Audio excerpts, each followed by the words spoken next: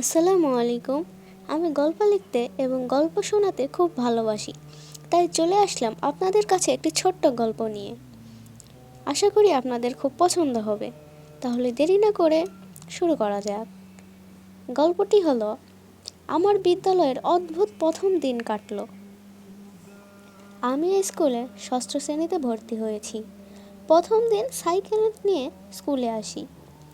আসার সাথে সাথে আমার সাইকেলের টায়ার পাংচার হয়ে গেল। প্রথম দিন, কাউকে চিনি না, কার কাছে সাহায্য চাই। স্কুলের বাগানে অনেক সুন্দর সুন্দর গোলাপ ফুল ছিল। আমি তাদের আমার সাইকেলের কথা বললাম। গোলাপ ফুলের রানী বলল, সাইকেল? ও মা, ওটা আবার কি? আমরা তোমাকে সাহায্য করতে পারবো না। আমরা তো এই বাগান থেকে বের হতে পারি না। তুমি বরং ওই পিঁপড়েগুলোকে বলো। আমি তখন ওই পিঁপড়েগুলোর কাছে গেলাম, তাদের সব বললাম। তারা বলল, এখন বর্ষাকাল, আমাদের খাবার জোগাড় করতে হবে, বাড়ি বানাতে হবে। দুঃখিত, আমরা তোমাকে কোনো সাহায্য করতে পারবো না। তারপর ক্লাসে গেলাম।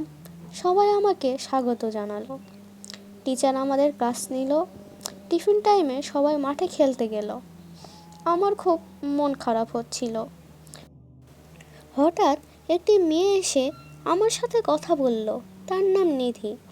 তার সাথে আমার বন্ধুত্ব হলো। তাকে আমি আমার সাইকেলের কথা বললাম। সে বলল, এই ব্যাপার, আমি একজনকে চিনি যে আমাদের সাহায্য করতে পারবে। আমি বললাম, কে সে? সে বলল, শিয়াল মামা। আমি, শিয়াল মামা? নিধি বলল, হ্যাঁ, চল আমরা শিয়াল মামার বাড়িতে যাই। আমাদের বিদ্যালয়ের পাশেই জঙ্গলে থাকে। আমরা দুজন শিয়াল মামার বাড়িতে গেলাম, কিন্তু যে দেখি শিয়াল মামা বাড়িতে নেই। এক প্রতিবেশী বলল, তিনি ছিলেন নেকড়ে।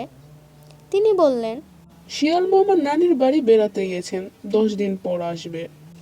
তারপর আমরা মন খারাপ করে ফিরে এলাম। ক্লাসে আমরা বসে এই বিষয়ে আলোচনা করছিলাম। তখন একটা মেয়ে এসে বলল, আমাকে তোমাদের বন্ধু বানাবে? আমরা রাজি হলাম।